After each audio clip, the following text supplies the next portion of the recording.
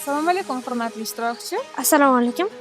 O'zingizni tanishtiring. Men Robokids o'quv markazidan keldim. Ismim Ilhomjonov Shamshodbek. Shamshodbek, bugun musobaqaga qaysi o'zingiz yasagan robotingiz bilan ishtirok etmoqchisiz? Robofutbol uchun yasagan mashinam bilan ishtirok etmoqchiman.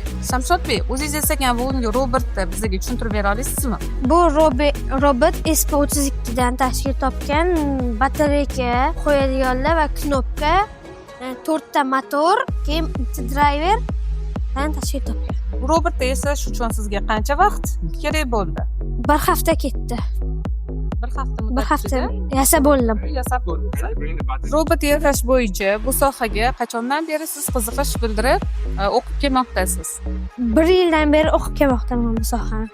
Ya'ni Robokids o'quv markazida 1 yildan beri o'qib, shu robotlar sohasiga qiziqish boryapti.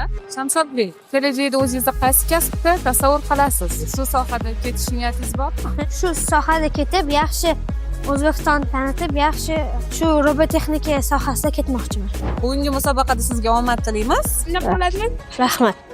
Omad yor bo'lsin.